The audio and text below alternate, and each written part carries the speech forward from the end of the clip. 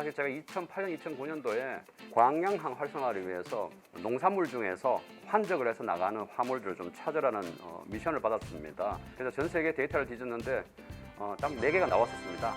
하나는 차, 하나는 담배, 하나는 카카오, 그리고 가장 큰 게 커피였습니다. 그리고 이 커피를 들여다보니까 상당히 시장이 클 것 같았습니다. 그 당시 제가 이제 데이터 수요를 추정해서 18% 정도 성장한다고 이야기를 드렸었는데 지금은 20% 넘게 성장을 해버렸습니다. 우리나라에 수입하는 커피에 비해서 수출하는 커피가 1%랍니다. 우리나라는 수출 국가지 않습니까? 그런데 수출할 수 있는 게 없습니다. 세계적인 커피 도시가 될 수 있는가에 대한 의문점이 듭니다. 솔직한 얘기로. 지금 K-팝 시장도 전 세계를 장악하고 있지 않습니까? 커피도 마찬가지라고 생각합니다. 이제는 저희들이 어떤 실력이나 이런 거를 가지고 수출할 기회라고 생각을 합니다.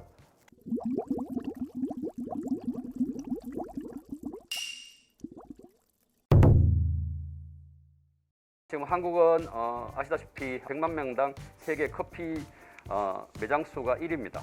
그리고 1인당 커피 소비량은 세계에서 5위까지 들어와 있는 상태입니다.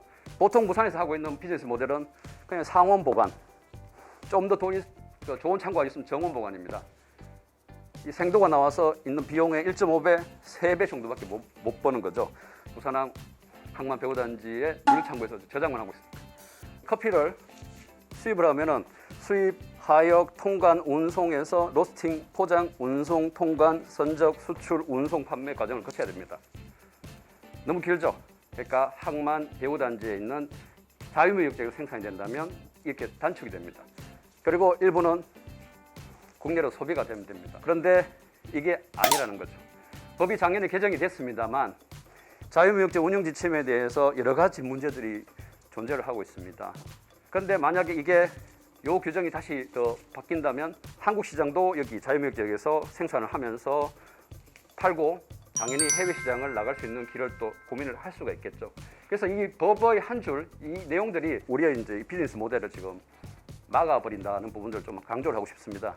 커피 산업은 전 세계에 보면은 5천조의 시장입니다. 우리 커피 시장도 국내에서 싸우기에는 너무 포화 상태입니다. 이제 이 기술력을 가지고 전 세계로 이제 뻗어 나가야 될 시점이 도래되지 않았나 생각을 해요. 그리고 커피 클러스터 그 수출할 수 있는 그런 거를 만들려면 신소재 개발이나 커피 분수센터 그리고 우리말의 그 다양한 그 제조 이런 것들을 개발해야 되는 게 급선무고 거기에 대해서 금융 지원이나 그런 세제 혜택이나 이런 게 급선무라고 보고 있습니다. 대부분 커머셜 커피가 전 세계로 좌지우지하고 있는 상황이잖아요. 그 모든 공정은 산지가 아니라 항만 시설, 그러니까 분수가에 전부 다 있습니다. 대부분 세계적으로 기술력이 보유하고 있던 그런 공장이 만약에 물류창고 배후 부지라 이런 데 있다면 다른 나라에서 굳이 비싸게 그 나라에서 등급 높은 등급을 살 필요도 없고 그런 거를 좀 싸게 들어와서 재가공해서 다시 수출을 할 수도 있다라고 생각을 하고 있거든요.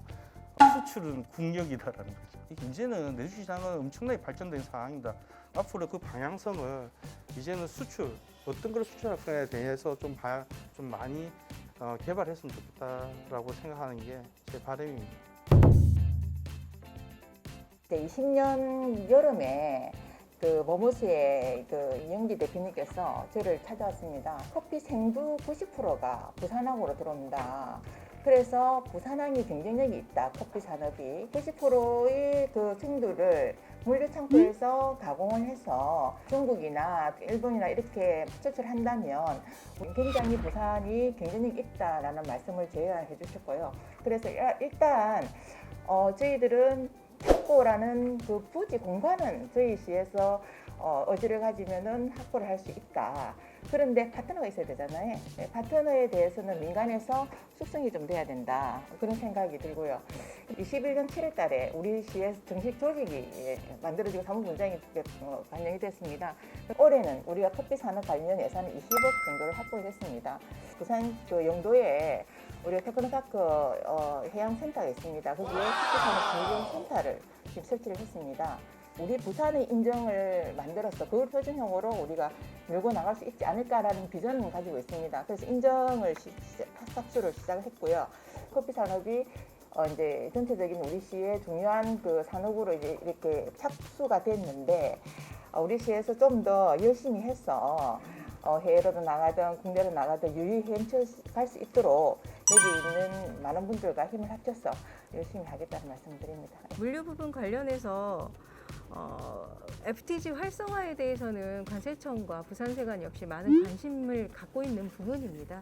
커피라는 품목에 대해서 들어와서 뭐 조금의 가공을 하는 거죠. 그래서 다시 제3국으로 내보낸다든가 아니면 내수로 한다는 부분에 대해서는 커피는 지금 양어 관세 대상 품목이 아닙니다.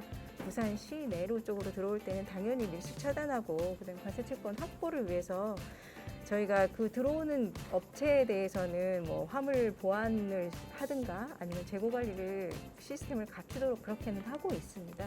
소모율 뭐 이런 부분을 말씀하셨는데 그 부분에 대해서도 저희가 원재료 실소요량에 대한 계산이 정확하게 성립이 돼 있고 재고 관리가 제대로 되고 있다면 그 부분에 대해서는 저희가 다 합리적으로 넘어가고 있기 때문에 유치가 구체적으로 돼서 들어오고 싶은 기업이 있고 그렇다면 저희 부산세관 쪽으로 오셔서 한번 컨설팅을 받아보시면 관세 등 제세 차원에서 더 유리하게 적용하실 수 있는 부분에 대해서도 같이 상담해 드릴 그런 기회가 있을 걸로 그렇게 생각이 됩니다.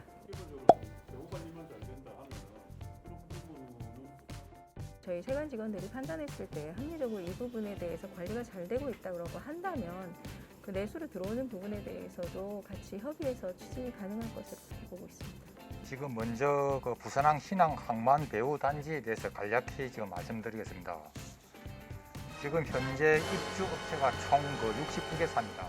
작년 그 국정감사 시에 그 웅동 배후 단지 내 그 지역 연계 고부가가치 창출 위해 제조 및 서비스업 유치 필요성이 지적되었습니다. 제도 개선 마련을 위해서 작년 그 9월부터 11월 사이로 해서 전문가 그 자문을 한번 받았습니다. 그 자문 결과에 따르면은 그 항만 배후 단지 내 그 권역별 특수성을 고려한 특화 발전 전략이 필요하다 하는 그 내용을 받았고 향후 추진 계획을 해서 이 자문 결과를 반영을 해가지고 입주 기업을 선정 개선 방안을 마련해서 그 해수부가 협의하고 입주 기업 선정 평가 기준 제도를 개선 추진할 예정입니다. 저희들이 이제 그 신항 쪽에서 입주를 할 수 있는 그 배후 단지가 보면 신항 석큰 배후 단지가 있습니다. 금년도 준공 허가가 된다고 하면은 저희들이 운영 계획을 세워서 입찰 공고할 예정입니다. 그 다음에 또 입찰할 수 있는 방법은 저희들이 고민했던 게 뭐냐면은 지금 기존 그 배후 단지 입주 기업들이 입주 계약 변경을 신청해가지고 다른 사업을 하겠다고 하면은 BPA 승인 요청 시에 저희들이 신속하게 변경을 승인할 예정입니다. 이런 경우에 커피 가공업이 가능하고요. 세 번째 방법이 뭐가 있냐면은 그 스마트 공동물류센터가 완공이 되면은 여기에는 중소기업이라든지 글로벌 물류기업 화물 처리 지원이라든지 스타트업 창업 인큐베이터 기능을 제공할 예정입니다. 그중에서 가장 빠른 방법은 기존 업종을 변경해서 전환하는 게 가장 빠르고 그렇지 않으면 기존 석큰 배후 단지의 입찰에 참여하시는 게 두 번째로 받아. 제 입장에서는 제가 그 항원항소 창고를 가지고 있고 일반 창고를 커피를 보관을 지금 하고 있으니까 빠른 시일 내에 시범 가공 수출하는 지역에서 빨리 운영을 해봤으면 좋겠다는 생각이 듭니다. 그를 위해서는 막연하게 뭐 부지분양하라 이게 아니고 가공시설만 투자를 하면 된단 말이에요. 부산시가 일부 예산을 활용해서 그 시범 사업에 일단 지원을 좀 했으면 좋겠다는 생각이 들고요. 다시 말씀드리면은 부산 신항 배후 부지에 부가가치 창출이 이루어지는 창고는 제가 한 군데가 하나도 없습니다. 요 건에 대해서 부산시와 BPA가 집중적으로 해서 이렇게 해서 양성을 하지 않으면 절대 집행 안 돼, 놔두면 안 됩니다. 결국은 경쟁력인데요. 기술 경쟁력과 가격 경쟁력과 결국은 정부의 규제 세 가지인데 가장 마지막 발목 잡는 건 정부 규제입니다. 지난번에 법 개정할 때 160억의 뭐 투자와 뭐 360명의 저 고용 창출될 거라고 발표했죠. 지금 몇 달 됐습니까? 거의 1년 다 돼가는데 아직도 아무도 안 이루어지잖아요. 현장에서 보면은 물 흐르듯이 흘러가는 게 있습니다. 거기에 정부가 나서서 뒷받침을 해줘야 되지 앞에서 끌고 올라가지 마시란 말입니다. 감히 말씀드리는데요. 산업을 뒤에서 도와주십시오. 제가 말씀드린 대로 지금 이 사업을 정말로 잘하려고 그러면은 정부가 인정한다고 나서지 마시고요.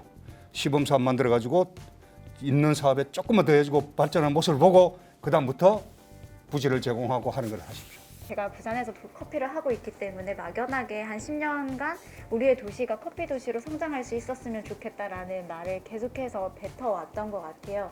전부 다 이제 생두 원재료가 들어와서 가공되어진 커피를 수출한다에 많이 포커스가 맞춰져 있는 것 같아요. 왜 우리는 생두를 수입해서 가공해서만 수출할까라고 본다라고 했을 때 사실 생산량의 90%가 일반 커머셜 커피예요. 어떤 상황에서도 일단 모든 나라가 구할 수 있는 원재료이다 보니까 이거를 다시 문화와 브랜드를 입혀서 가공해서 수출하는, 거기에 문화와 브랜드가 붙는 거겠죠. 그런 씬들이 이제 생각을 하게 되는 것 같아요. 근데 지금까지도 우리는 기술력이 굉장히 좋았고 가공 기술도 굉장히 좋아요.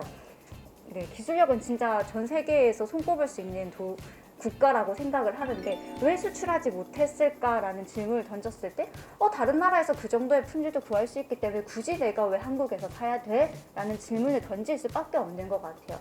그러면 나머지 10%, 이 고부가 가치를 가지고 있고 정말 고품질의 커피를 우리는 어떻게 사용할 것인가. 한국이란 시장을 커피 생산지에서 굉장히 많은 관심을 가지고 있어요. 실제로 예를 들면 콜롬비아에서 딱 8박스만 생산되는 커피가 있었는데 그걸 가지고 왔을 때 우리는 원재료 자체도 수출을 할 수 있게 되어지고 그 커피는 아시아에서는 한국만 가지고 있기 때문에 어떻게든 갖고 싶거든요. 10%의 스페셜티 커피를 부산에서 분명히 활용할 수 있는 방법들이 있을 거다라는 생각을 해보게 됐고요. 그래서 이런 아시아 원재료 물류 허브를 부산에 좀 가지고 오고 싶다. 그래서 처음으로 이 자유무역 지대라는 거에 좀 관심을 가져봐야 될 것 같고 우리 부산시가 생산 제조 그것 이상의 고부가 가치를 만들어낼 수 있었으면 좋겠다라는 바람을 한번 생각해보게 됐습니다. 네. 관심 많이 가져주시고 지원 많이 해주세요.